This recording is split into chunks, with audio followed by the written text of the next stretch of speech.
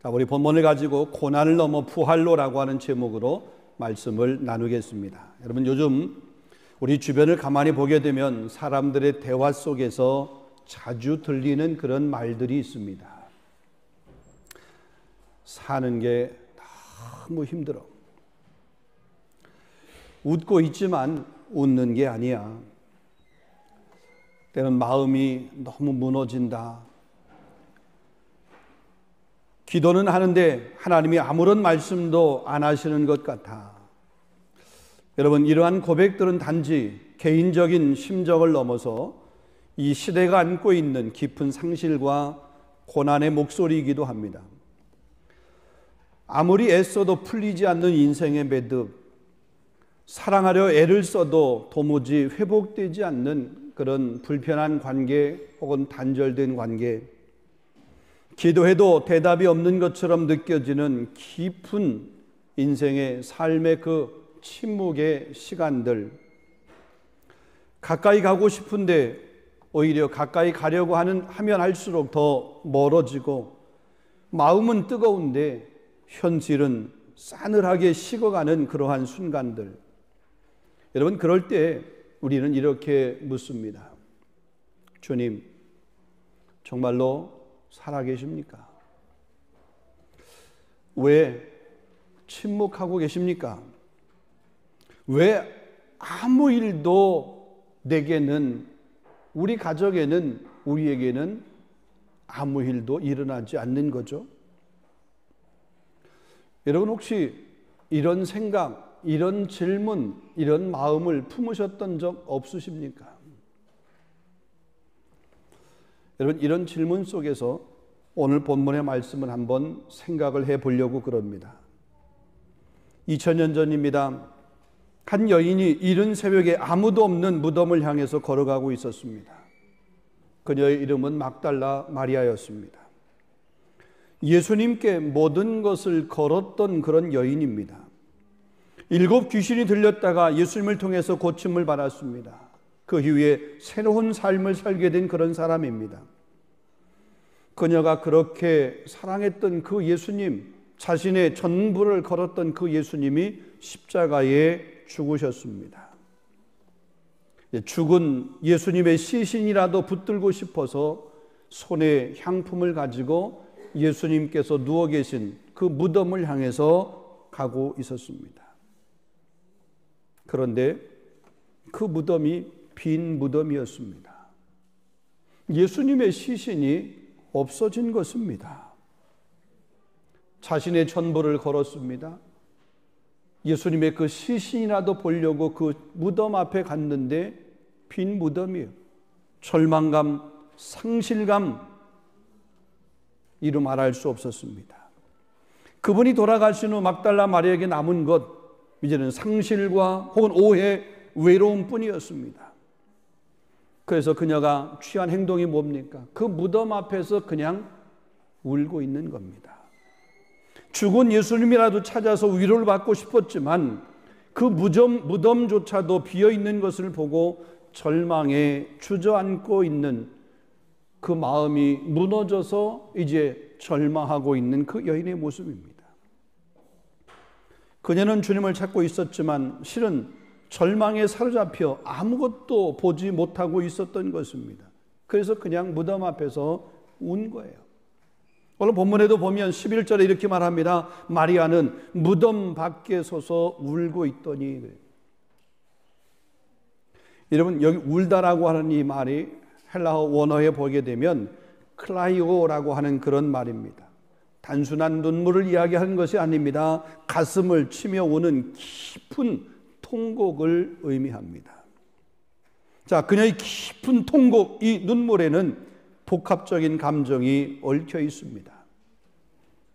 죽은 예수님에 대한 사랑, 그분 없이 남겨진 삶에 대한 혼란스러움, 하나님의 침묵에 대한 그런 괴로움, 자신도 예수님을 끝까지 이해하지 못했다라고 하는 그런 자책감 등 여러 가지 의미가 복합적으로 담겨 있었습니다. 그러기에 그녀의 통곡은 단순한 감정의 분출이 아니라 무너진 자신의 신앙의 고백이자 무너진 인생의 몸부림이라고 그렇게 설명할 수 있겠습니다. 그런데 놀라운 사실은 막달라 마리아는 죽은 예수님을 찾고 있었지만 주님은 죽음에 머물러 있지 아니하시고 부활하셔서 살아계셔서 그녀를 향해서 다가오고 계셨습니다. 여러분, 이것이 복음의 반전입니다.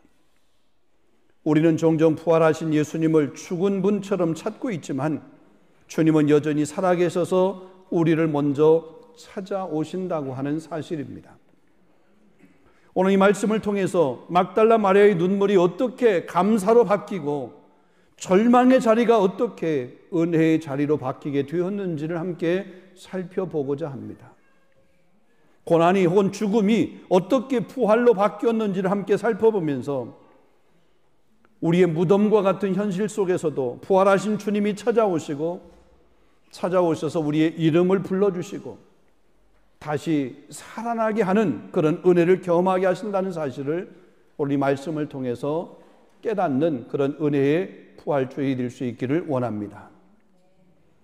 고난을 넘어서 부활로 새로워지는 그런 시간이 되기를 원합니다. 첫 번째입니다. 주님은 고난의 자리에 먼저 오신다는 사실입니다. 다른 말로 표현하면 절망의 자리를 외면하지 아니하시고 찾아오시는 주님이시라는 사실이죠. 자, 막달라 마리아가 무덤 밖에 서서 울고 있습니다. 천사들이 그녀에게 말합니다. 왜 우느냐? 마리아가 대답합니다. 누가 내 주님을 옮겨다가 어디에 두었는지 알지 못하는, 예수님의 그 시신이 어디에 옮겨졌는지 알지 못한다. 예수님의 시신이 옮겨진 그 모습, 안 계신 그 모습을 보면서 울고 있는 그 모습이죠. 그녀의 눈에는 눈물이 가득했습니다. 마음에는 상실감이 가득했습니다. 고통이 자리 잡고 있습니다. 그래서 그녀는 부활하신 주님을 보고도 알아보지 못했습니다. 어쩌면 이 모습은 오늘 우리의 인생에도 반복이 됩니다. 우리는 어려운 현실 속에서 너무 많은 눈물과 상처 속에 갇혀 있습니다. 그래서 은혜가 눈앞에 있음에도 불구하고 그 은혜를 깨닫지 못하는 거죠. 감사하지 못하는 거죠. 부활의 주님이 지금 여기 계신데 우리는 현실의 고난에 눌려서 그분을 보지 못하는 것입니다. 여러분, 인간은 고통의 시간에 시야가 축소되는 존재다라고 그렇게 말했습니다. 고통과 상실의 감정이 갇히게 되면 우리는 세상을 있는 그대로 보지 못하게 됩니다. 여러분, 내 고통, 내 아픔, 내 상처, 이게 너무 크게 이렇게 내가 느껴지게 되면 주변을 바라보는 내 시선이 자꾸 좁아집니다. 다른 사람을 향한 그 마음이 점점점 편협해지고 작아지게 되는 거예요. 그래서 고통의 시간에 시야가 축소되는 존재가 바로 우리의 인간입니다. 그래서 은혜가 가까이 다가와도 우리는 종종 그것을 인식하지 못하는 거죠. 하나님의 은혜가 눈앞에 있어도 우리의 눈은 때로 그 고난에 가려서 그 하나님의 은혜, 그 하나님의 그 빛을 보지 못한다는 사실입니다. 본문의 마리아처럼 말입니다. 자, 그럼에도 불구하고 주님은 그런 우리를 찾아오신다는 겁니다. 무덤 앞에 울고 있는 마리아를 가만히 바라보시면서 그에게 질문하면, 왜 울고 있느냐? 누구를 찾느냐? 여러분, 이건 책망이 아니라 초대입니다. 너의 슬픔, 곧 너의 고통, 너의 아픔, 너의 지금 상실감, 내가 그 속으로 내가 들어가겠다. 성도 여러분, 우리가 고난의 현실을 외면하지는 말되 그 속에서 주님의 임재를 의식하려고 하는 그런 노력을 계속 해야 될 줄로 믿습니다. 눈물 속에서도 말씀을 펴야 되고요.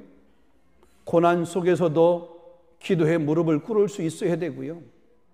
상실감과 좌절감과 혹은 실패의 그런 현장에서도 다시 주님을 바라보면서 일어설 수 있는 그런 영적인 사람이 되어야 될 줄로 믿습니다.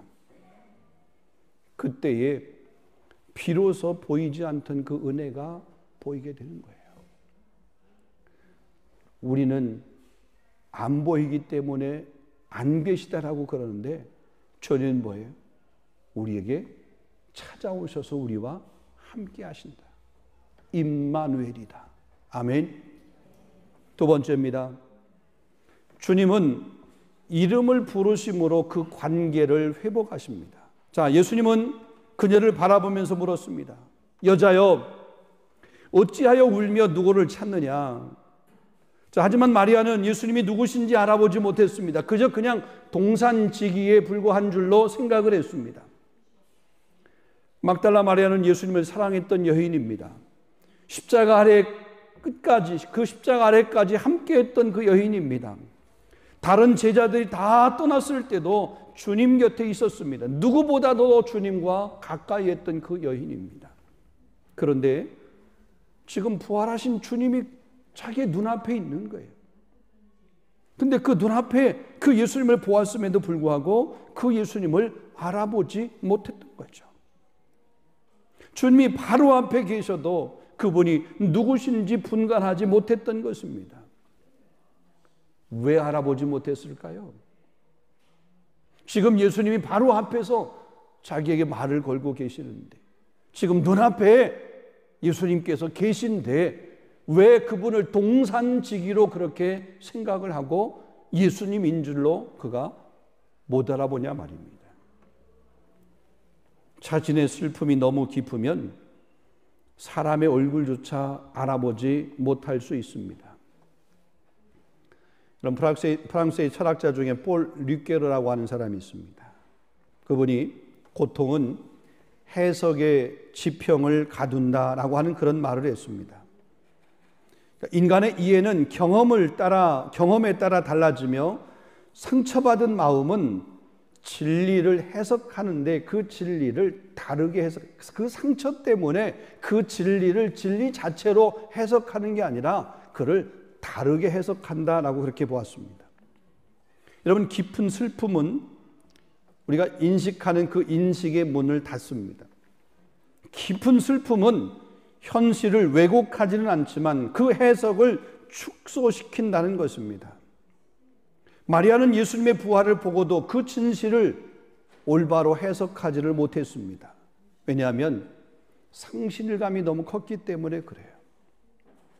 지금 그 예수님의 시신이라도 보려고 그렇게 무덤 앞에 갔는데 그 빈 무덤인 그 모습을 보면서 도대체 누가 예수님의 시신을 옮겼을까? 그 상실감, 이런 것 때문에 그 상황을 해석하는 것을 바르게 하지 못한 부분이죠. 자, 그런데 바로 그 순간입니다. 그런 순간입니다. 그때 예수님께서 여자여 라고 하면서 막달라 마리아를 부릅니다. 예수님의 입에서 나오는 그 한마디가 그의 모든 것을 바꿨습니다. 그녀는 심장이 뛰었습니다.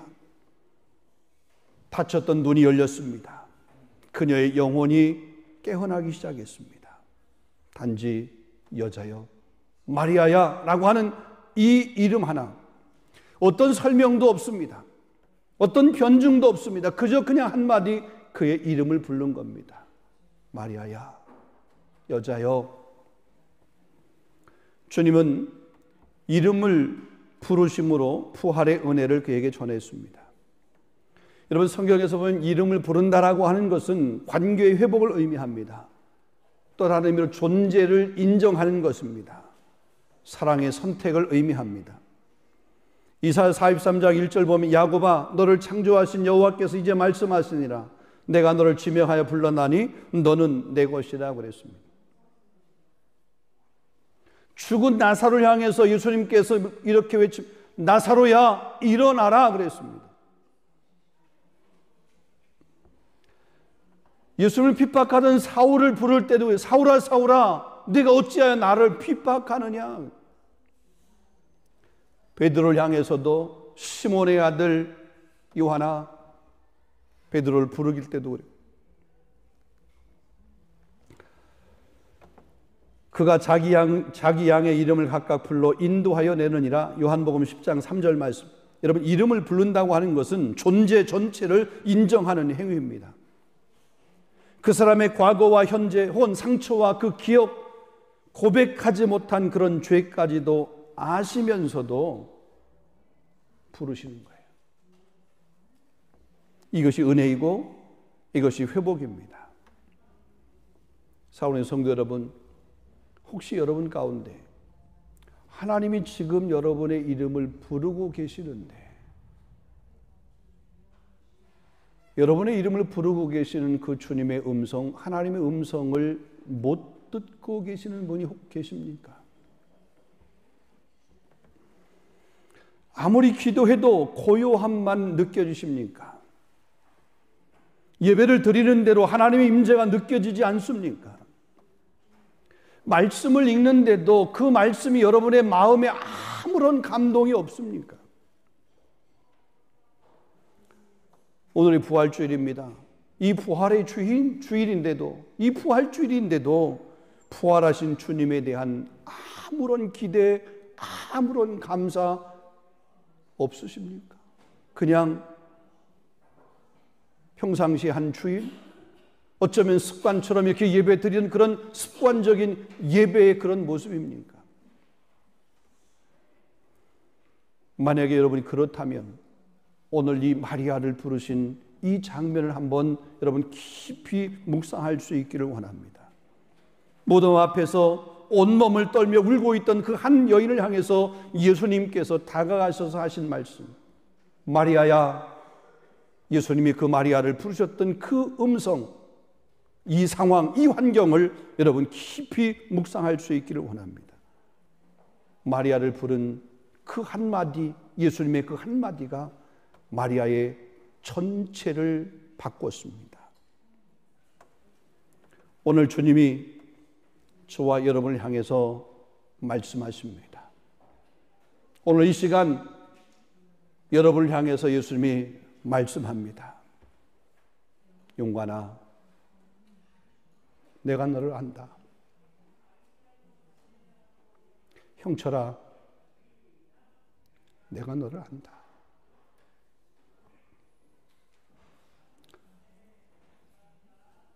상수야,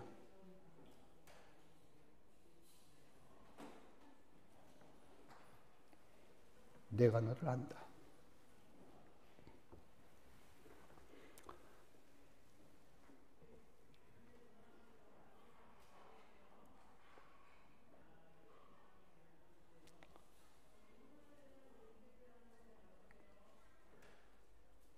너는 내 것이야.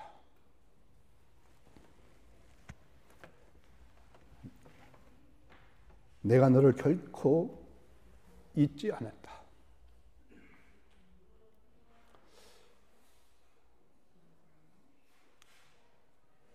오늘 이 부활의 귀한 주일 예배 가운데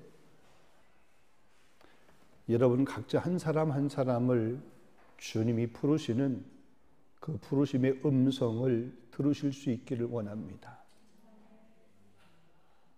아니, 여러분의 귀에 그 음성이 들리지 않는다 할지라도 지금 예수님 우리와 함께 계시고 여러분 옆에서 여러분의 손을 잡아주시고 때로는 여러분의 마음의 그 상처, 여러분의 그 깊은 그 아픔, 여러분의 형편 분명히 다 알고 계신 줄로 믿습니다.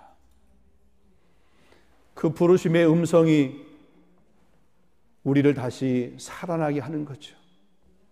그 부르심의 음성을 우리가 들을 때 우리 잠자던 영혼이 깨어나게 되는 거죠. 자신의 전 존재가 상실감으로 가득했던 그 마리아가 예수님께서 마리아야 부르시는 그 음성 앞에 자신의 존재가 드러나게 되고 자신의 존재가 깨어나게 되고 그래서 주님을 알아보게 되는 거죠. 오늘 그런 은혜가 우리 모두에게 있기를 주님의 이름으로 축원합니다. 마지막 세 번째입니다. 주님은 우리를 부활의 증인으로 그렇게 보내십니다. 감격한 마리아는 예수님을 향해서 예수님께 달려가서 그분을 붙잡았습니다. 그 예수님을 놓치고 싶지 않았습니다. 동산지기인 줄 알았던 그 예수님이, 그분이 바로 예수님이라는 사실을 깨닫게 되었습니다. 그래서 그 예수님을 향해서 달려간 거예요. 그분의 부활이 너무나 기적 같았기 때문에 그렇습니다. 그분을 잡으려고 그랬습니다. 그런데 예수님께서 말씀합니다. 나를 붙들지 말라. 내 형제들에게 가서 말하라. 이 감동에만 머물지 말고 세상으로 가라고 하는 것입니다. 부활은 가슴에만 간직할 감격이 아닙니다. 내 안에 간직할 감동에서 머물러서는 안 됩니다. 세상에 전해야 될 사명입니다. 부활은 반드시 누군가에게 전해야 할 살아있는 그런 소식입니다. 마리아는 즉시 제자들에게로 달려갔습니다. 그리고 그 제자들에게 이렇게 외쳤습니다. 내가 주님을 보았다. 주님께서 내게 말씀하셨다. 그 한마디가 복음의 시작이 되었고 교회의 첫 번째 부활 선언이 되었습니다. 내가 주님을 보았다. 그분이 내게 말씀하셨다. 사랑하는 성도 여러분, 오늘 우리도 부르심을 받았습니다. 예수님의 부활을 우리가 눈으로 목도하지 못했지만 우리가 영으로 믿음으로 예수님의 부활을 우리는 동일하게 지켜본 사람입니다. 예수님의 그 사랑을 우리는 경험한 사람입니다. 예수님의 부활을 믿고 예수님의 그 사랑을 경험한 우리가 세상을 향해서 말해야 됩니다. 어떻게 해요? 무슨 말을 해야 될까요? 나는 주님을 만났다. 그분은 살아계시다. 그분은 우리의 삶의 환경 가운데 함께 하신다.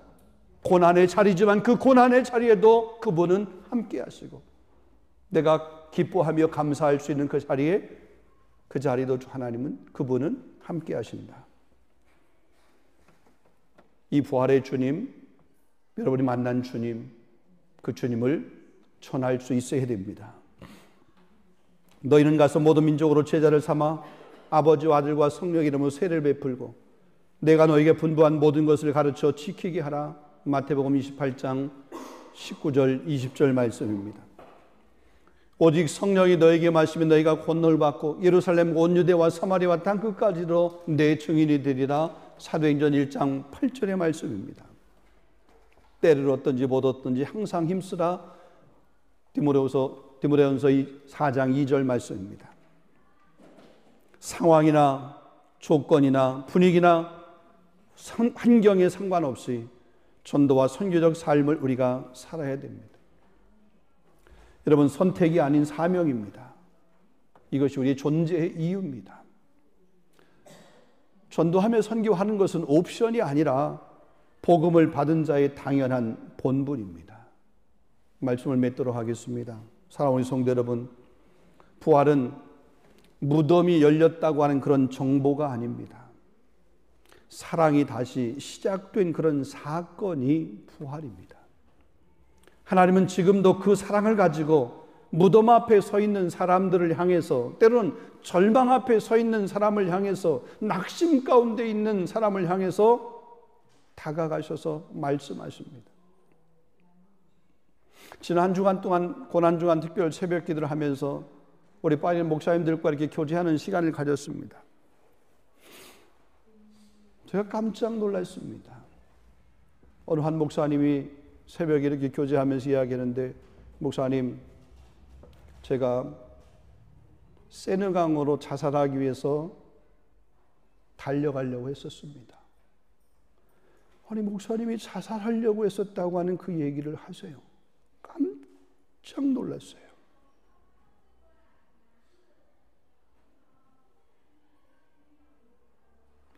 그의 삶을, 그의 사역을 묻고 있는 그 묶임이 얼마나 무겁고 힘들면 그런 생각까지 하셨을까? 여러분, 때로 우리의 삶에 있어서 어떤 희망이 보이지 않아서 이런 자살이라고 하는, 생을 스스로 마감하려고 하는 그런 생각을 가지고 있는 그 상황, 그 현장에도 주님은 계세요.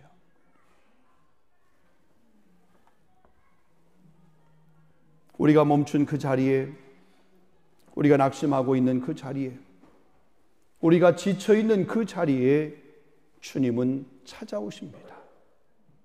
그리고 여러분, 혼자가 아니에요. 여러분, 혼자 그렇게 버려진 존재가 아니라는 거죠. 주님이 함께하는 그런 존재예요. 주님이 그렇게 여러분의 이름을 부르셨어요.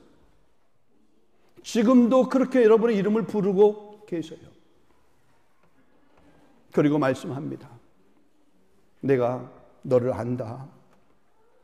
내가 너를 부른다. 이제는 그 고난에 머물러 있지 마라. 이제 부활로 나아가자. 주님이 우리에게 그렇게 말씀하시는 줄로 믿습니다.